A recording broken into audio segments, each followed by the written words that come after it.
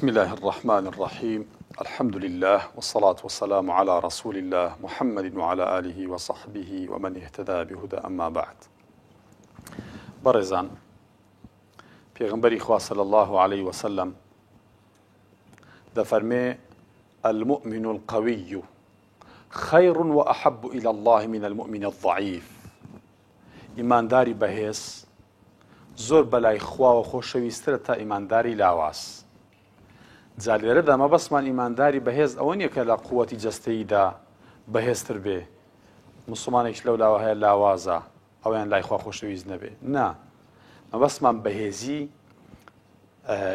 عەقیدە، بەهێزی ئیمان، بەهێزی ڕەوشت، بەهێزی عیلم، بەهێزی ثەقافە، بەهێزی ئینجا ڕیاضە و بەدەن و جەستە و ئەمانەش تەئسیری خۆی هەیە.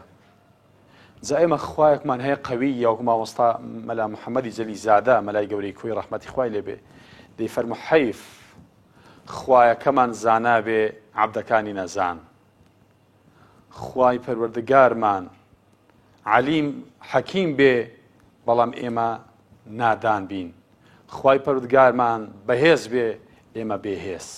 ئێمە خوامان بەهێزە، پێغەمبەرمان بەهێزە صلی الله عليه وسلم.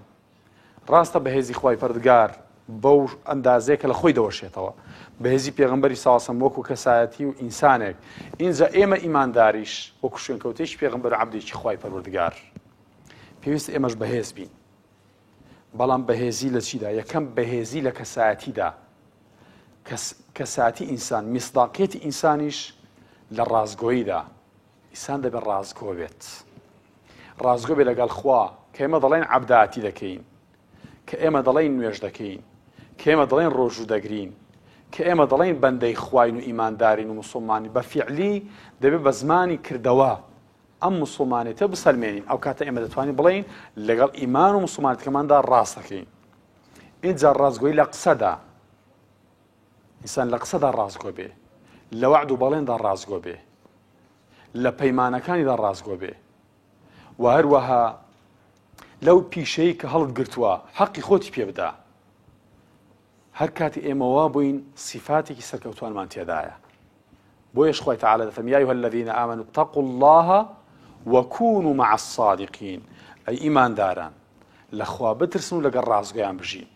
خوای گەورە عەبدی ڕازگۆی خۆش دەوێت، و عەبدیش خەڵکی ڕاستی خۆش دەوێت، ئیمانداری ڕاستی خۆشەوێت. هەر کاتی ئێمە ڕازگۆ بووین ئەوە خاوەنی کەساتیش تەندروستین. بۆ نمونە ئەگەر مامۆستایەکە، ئەگەر ئەندازیارێکە، ئەگەر پزیشکێکە لە ئیشەکەیدا سەرکەوتوو بۆ ڕازگۆیە. ئەگەر ئیماندارە و موسڵمانێکە بە فیعلەکە موسڵمانەتەکە و پرەنسیپ و بنەماکان دین ڕاستی کرد ڕازگۆیە، لەگەڵ خوادا ڕاستی کرد ڕازگۆیە. ئەم ڕازگۆیە ئینسان کە بە ڕازگۆیی ژیا لەگە ڕازگۆیانش حەشر دەکرێت لە منافقان دوور دەکەوێتەوە. آية المنافق ثلاث إذا حدث كذب. هەر کە قسەی کرد درۆ دەکات. بۆیە ئینسان نابێت دەرونی جیاواز بێت، ئەبێت ڕازگۆ بی، ناسیح بی، دڵسۆزیش بی. ئینجا ئیماندار دەبێت واقعی بژیت. نابێت تۆ لە ڕابردوودا گوناه و کەم و کوڕێکی زۆرت کردووە بڵێ وەڵا دەبێت بە یەک لەحزە تەعویزی هەموو ڕابردوو بکەمەوە لە پڕێک ببمە ئەو شێرە کوڕێکی ئیسلام دەیهەوێ. پێغەمبەری خوا دەفەرمێ ساڵ فەئەوغەلوا فیه بریفقین، واتە ئێوە بەهێدی و ماندی بە شوێنەی وەرنە ناو ئیسلامەوە. ناکرێتەوە بە یەک جار تەعویزی هەموو ڕابردوو بکەیتەوە. ئەو کاتە ئەو کەسە دووچاری نەخۆشی نەفسی دەبێت. چەند گەنجمان بینیون کە لە ڕابردوودا هەڵە و کەم و کوڕی زۆری هەبووە، دوای کە هاتۆتە ناو دینەوە بە نەزانی باوەشی کردەوە بە هەموو ئیسلام و بە یەک جار ویسوێتی هەموو ئەحکامەکانی دین تەطبیق بکا. ئەو کاتە دووچاری نەخۆشی دەروی دەبێت، وەکو دەروناسکان پێڵێن شیزۆفرینیا یاخود نەخۆشەکانی تری کە لە ئەنجامی تەدەیونێک کە بە شیڕاڕە و بە هەڵەشەی دەکەوێتە ناو دوای فترە و ساردبوونەوەی بەسەردادێ. بۆ ئینسان دەبێت واقعی بێت، واقعی بێ هەم بۆ خۆت، بۆ ژیانی کۆمەڵاتی خۆت. تۆ کە بەنیازی زەواج بی ئەبێ خۆت بناسی، اینجا کەسێک تر بکەیتە هاوسەر و دیاریکەی بۆ هاوسەری ژیانت، نەک خۆت هەژار یەکێکی دەوڵەمەند، خۆت بێ شەهادا یەکێکی شەهادەدار، خۆت بێناو خەڵکێکی بەناوبانگ. بۆیە ئینسان دەبێ واقعی بێ لەگەڵ خۆیدا. یاخود تەڵەبەیەکی دەرەجەیەکی ئەوەندە بەرزت نییە بەڵام ئەوەندە سعی ناکەی، ئەوەندە هەوڵ و کۆشت نییە داوای کۆلێژی طیب بکەی، یاخود عەبدێکی بە حەڵ نوێژ ڕۆژەکان دەگری، وڵا دەبێ بڵێ ئیلا دەبێ بچمە فیردەوسی ئەعلا. ئینسان دەبێ واقعی بێ، خۆت بناسی، لە قەدەر هەوڵەکانت داوای پۆست و مەناسی بکەی. ئەگەر وانە بوو ئەو کاتە تووشی ئینسان مزعفاتی دەرونی دێت. چەند کەسمان بینەوە خۆی بەراورد کردووە لەگەڵ خەڵکدا، خۆی بەراورد کردووە لەگەڵ خەڵکدا، لەو ئاسشدا نەبووە، دوای بە خراپ بەسە دەرونی داشکاوەتەوە، دووچاری فیقە و متمانە بوون و لە دەستدانی سیقە و واروەها خۆ لە دەستدان بووە. اینجا هەوڵدە لە ژیانتدا کەسێک بکە بە پێشەنگ کە ئەم کەسە بە فیعلی کەسێکی دامەزراوە. لە ئاستی بەشەریەتیشدا هیچ کەسێکمان نییە وەکو پێغەمبەری خوا صلی الله عليه وسلم مامۆستا بێ بە مانای وشە لە هەموو بوارەکانی ژیان. لەقەد کان لەکم فی ڕەسوول الله ئوسوة حەسەنە. باشترین مامۆستایی لە ژیانی پێغەمبەردا هەیە بۆ ئێمە صلی الله عليه وسلم. بۆیە پێغەمبەر صلی الله عليه وسلم بکە بە مامۆستای خۆت، مەیە ڕەبتی ژیانی خۆت و هەروەها قیاسی ژیانی خۆت بە قیاسی خەڵک مەکە. ئەو کاتە تۆ دەکەوی نیعمەتەکانی خوات بە کەم دێتە بەرچاو. بۆیە پێغەمبەری خوا دەفەرمێ صلی الله عليه وسلم، دەفەرمێ لا تنظروا إلى من هو فوقكم انظروا إلى من هو أسفل منكم فهو أجدر ألا تزدروا نعمة الله عليكم. دەفەرمێت تەماشای سەری خۆتە مەکەن لە ڕووی مادیەوە، خەڵکێک چۆن دەژیت. ئەو کاتە تۆ بەڕاستی وات لێ دێت نیعمەتەکانی خوا نابینی. بەڵام ئەگەر تەماشای خەڵکی خوار خۆت کرد، تەنانەت لە نەخۆشیشدا هیوا هەیە پشتی دێشێت، خەڵکێک هەیە قاچی نییە، هیوا هەیە نەخۆشیەکی هەیە کە کۆنتڕۆڵە بە حەب و عیلاج، بەڵام هیوا هەیە نەخۆشیەکەی ئان و ساتی گیان لە دەستدانیەتی، شێرپەنجە و سەرەتانی هەیە و هەروە چەندەها نەخۆشی تر. بۆیە تۆ دەبێت خۆت قیاسکەی بە خەڵکی کە لە تۆ خراپترە کاتێک کە تۆ لە وەزعێکی خراپدای و کاتێک لە وەزعێکی باشدای تەماشا خەڵکیی خراپ بکە کەەوە ئەم نیعمەتانەی تۆیان نییە. ڕەبتی ژیانی خۆت بە هیچ کەس مەبەستەوە. اینجا لە ڕووی دینداریشەوە هەرگیز مامۆستایەکی ئینسانی، مامۆستایە کە لە ژیاندا ئێستا و نەمردووە، هەرگیز نەکەی حرفان بحرف بیکەیتە مامۆستای خۆت، چونکە سپەینی ئەولادە تۆش لە عادەی دینداریشت نامێنێ. بۆیە نابێ غەیری پێغەمبەری خوا هیچ کەس بە معسووم بزانی صلی الله علیه وسلم، و نابێ بە هیچ شێوەیەک دینداری خۆمان لە دینداری هیچ کەسدا ببینینەوە. دەکرێت ئیستیفادە لە دەوروبەر بکەین، بەڵام ناکرێ خۆمان وابەستەی کەساتیەک بکەینە بیکەینە مەرجەعێکی کولی خۆمان، هەر کەو لە دین لایدا ئێمەش لادەین العیاذ بالله. بەس پێغەمبەری خوا صلی الله عليه وسلم. اینجا هەرگیز مەترسە لە فەشەل و لە شکستهێنان و لە هەرس.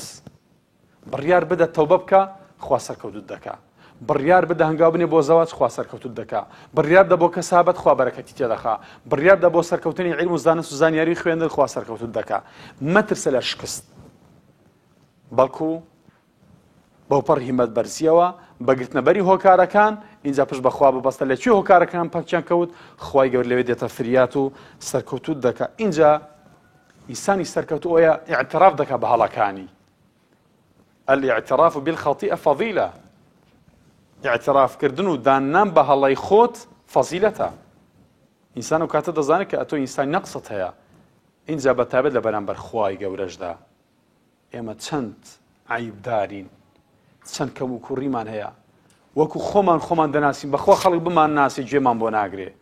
وەکو خۆمان دەناسین، خەڵک بمان ناسێ، بەخوا خەڵک ئەوەندە هیوامان لەسەر بنیات نانێ. ئێمە هەمومان کەم و کوڕیمان هەیە، هەمومان نەقسمان هەیە، هەمومان سەدها و هەزارەها هەڵەمان هەیە، بە تایبەت لە قاپی پەروەردگاردا ڕوومان، دڵمان و هەروەها بەڕاستی ڕوومان نییە سەر هەڵبڕین لە گوناه و کەم و کوڕی زۆرمان. نیعمەتی خوامان بۆ دێتە خوارەوە، گوناهی ئێمەش بۆ حوزوری خوا بەرز دەبێتەوە. بۆی اعتراف بکەین بە هەڵا، بە تایبەت بەرامبەر بە خوای پەروەردگار.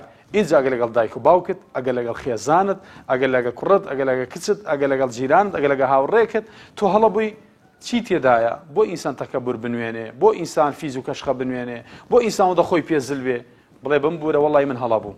وەڵی ئەو کاتە گەورە دەبی، ئەو کاتە لە بوارێک تردا دەبی بە مامۆستا. اینجا هەتا دەکرێت ئینسان خۆی بگرێ لە کاتی تووڕەبووندا.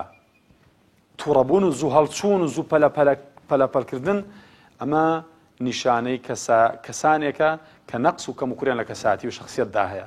ئینسان نابێت زوو هەڵچێت، کە زوو هەڵچوو سرای عەقڵ دەکوژێتەوە هەڵە بە ئینسان دەکات پێغەمبەری خوا دەفەرمێ لا تەغضەب تووڕەمە بە سەڵ سەلەم ڕۆژوش بوو ئەوەی کە ئینسان تووشی فێری سەبر بێت اینجا خۆت ڕزگار کە لە خەجاڵەتی ئیوا هەیە ئەوەندەی گوناه کردو لە ڕابردوو ئەوەندەی خراپە کردووە پیوایە خوا تازە قەت لێی خۆش نابێت هەمیشە گوناهەکانی لە بەرچاوێتی دێتە ناو خەڵک یان ئەوەی کە گوناهت بەرامبەر کردووە نا ئینسان دەبێت خۆی ڕزگار کە لە خەجاڵەتی چونکە پێغەمبەر دەفەرمێ سەڵ سەلەم التائب من الذنب كمن لا ذنب له هەر کەسێک گوناهی کرد و دوای گوناهەکە تەوبەی کرد وەکو وایە هەرگیزا و هەرگیز گوناهی نەکرد بێت بۆیە بە هیچ شێوەیەک تۆ هەست بە خەجاڵەتی مەکە و هەست بە بیرکردنەوەت لە گوناهەکان مەکەوە کە لەناو خەڵک دای هەست بە شتەرمنیەک بکەی خۆت لا کەم بێتەوە مادەم تەوبەت کردووە فأولئك يبدل الله سيئاتهم حسنات خوا هەموو گوناه و کەم و کوڕەکان ڕابردووی گۆڕی بۆچی بە چاکە و گوناهەکانیشی بۆ سڕیویەوە بەس بۆ ئەوەی کە ئینسان خوای پەروەردگار ئەم ئینسانە بەڕێزەوە بهێڵێتەوە وەرە دووچاری ڕووخان و ڕاکردن نێت اینجا بە هیچ شێوەیەک بیر لە کارە سلبیەکانت مەکەوە ئەو کارانەی کەوە لە ڕابردوودا لیان پەشیمانی زۆر ئەزیەتیان داوی یان زۆر پیان ناڕەحەتی پاشان حتا دەکرێت ئینسان متەکەبیر نەبێت خۆ بە گەورەزان نەبێت و هەروەها هەتا ئەکرێ عیب و کەم و کوڕەکانی خۆی ببینێ کەم و کوڕەکانی خۆی ببینێ و هەروەها بپارێتەوە لە خوای پەروەردگار بەدڵنیایە خوای گەورە قەڵەمی عەفوی دێنێ بەسەر گوناهەکان فیقە و متمانەی بۆ دەجێڕێتەوە و هەروەها ئاسۆی ئاسوودەجی لێ هەڵدەکات اینجا ڕووپەڕی ڕەشی ڕابردووی لە کار و کردەوە گوناه و تاوانەکانیش بیر دەباتەوە هەم لە دنیا هەم لە قیامەت و هەست بە شکۆ و بەسەر بەرزیش دەکات وەکو چۆن لە ڕابردوودا بە پێچەوانە بۆ هۆی گوناهەوە هەستی بە خەجاڵەت کردووە ئێستا لە ئەنجامی پەیوەند بەستن لەگەڵ پەروەردگاردا هەست بە بەرزی دەکات من كان يريد العزة فلله العزة جميعا ئەوەی کە عیزەتی دەوێ ئەوەی کە ڕێزی دەوێ ئەوەی شکۆمەندی دەوێت لای خوا دەست دەکەوێت لای غەیری خوا زەلیلیە ومن يهن الله فما له من مكرم هەر کەسێک گوناه بکە خۆی تووشی بێڕێزی دەکات هەر کەسێکیش خوا بێڕێزیکە چێ هەیە ڕێزی بۆ بجارێتەوە خوای گەورە بێڕێزمان نەکەی لای خۆت و خوای پەروەردگار لە ئاسمان بەڕێزمانکەی و لە دڵی خەڵکیشدا بەڕێزمانکەی و خۆشەویستمانکەی و بە بەڕێز و خۆشەویستیشەوە بژین هەنگاومان بنین سەر بنینەوە بگەڕێنەوە بۆ قاپی پیرۆز و پڕمهری خۆت یا رب العالمین آمين أقول قولي هذا وأستغفر الله لي ولكم أجمعين والسلام عليكم ورحمة الله وبركاته